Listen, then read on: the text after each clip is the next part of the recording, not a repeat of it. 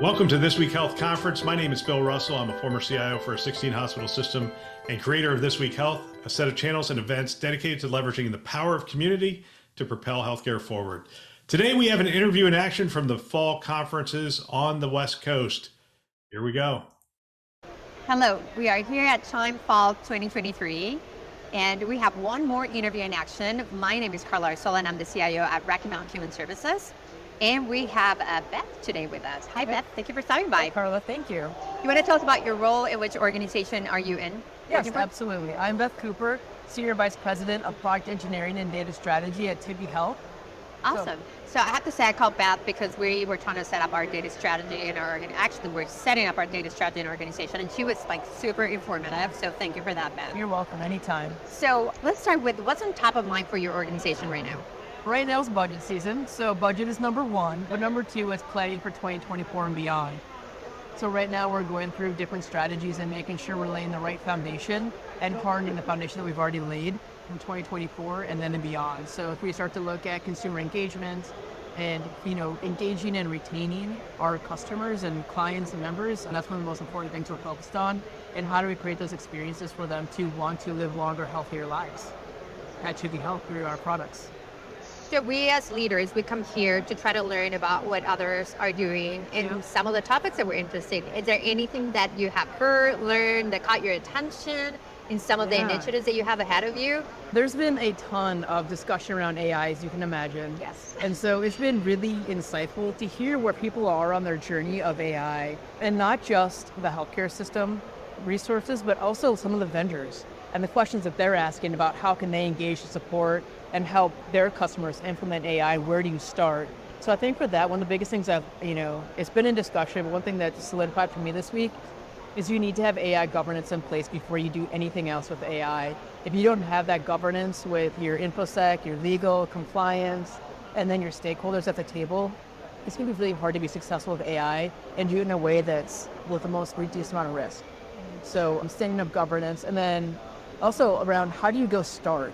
And where and how do you start with the Gen AI and large language models? And so it's been interesting to hear different people's perspectives on that. Either they're starting it, or they've already done it, or they're starting to think about it. And so I've learned a lot just through some of those conversations and the information being shared here at CHIME today and yesterday as well. And it makes sense to start small and start easy.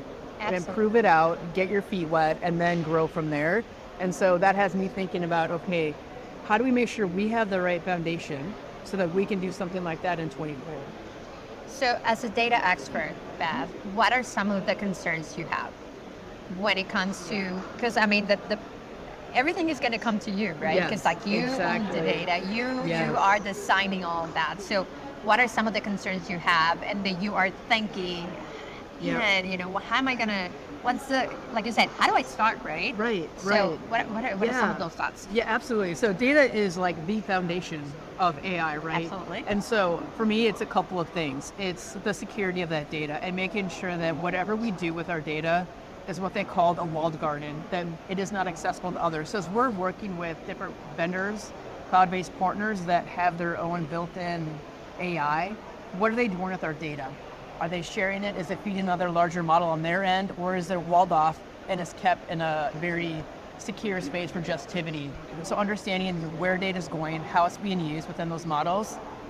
And then longer term, it's understanding and having the right skill set that as you're building large language models internally, somebody's constantly monitoring and to see, what's feeding the model, what are the outcomes, how's it, safe, risk-free, is it still managed, and the trends that are happening with the data.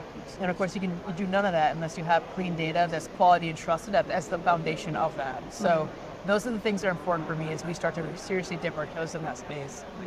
And you asked one other question. No, I was just trying to think, because I got the first part. Yeah, you're 100% in that space, and so your brain is probably going at 100 miles.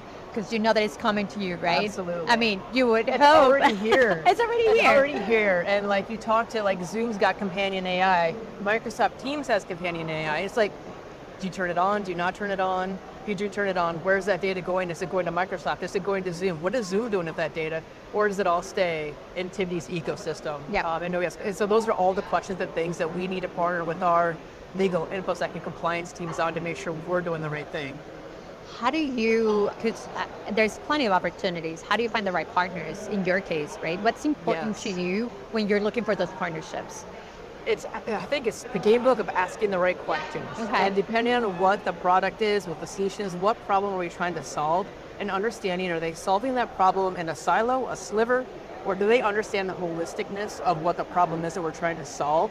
And that they're not solving for just one part of that puzzle, but they're thinking about the whole thing. And that, to me, is how you can tell a true partner, is they get the big picture and they're able to not only address maybe that sliver, but also take into account the rest of the problem and help in other areas as well.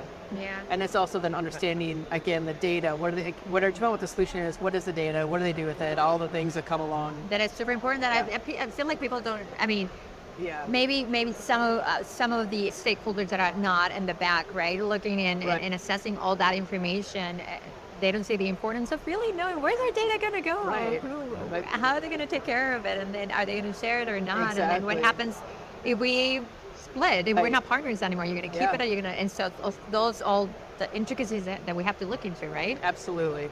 And so before we go into 2024, what are some of the main initiatives that you had on 2023? They may go into 2024, but what are some of the main projects or cool things that you worked on? Yeah, so we are working on a project called Darkstar, which is the coined name of our cloud migration. So we are planning to shut down our data centers by the end of 2024 and be completely AWS native in the cloud. Okay. With all of our product, services, data, everything.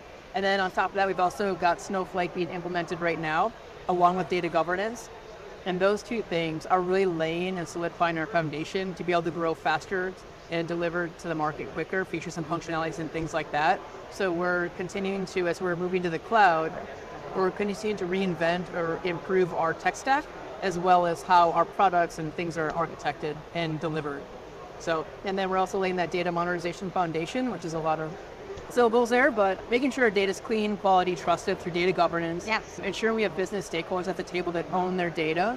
And then as we move it into Snowflake, building out a data user experience that gives them the power to be a self-serve data analysts, architect themselves through Tableau and other things. Yeah. So 2023 for me has been a lot about laying that foundation. And then beyond that, starting to plan for 2024. What are the strategies we need to be tackling? What's the tech stack? Where are we headed? What are the corporate strategies that we need to be thinking about from an IT perspective to make sure we're partnering with our business stakeholders in the right way? Is AI going to be part of that or not yet? Yeah, so we do, in 2023, we did do one minor AI project around our call center chatbot.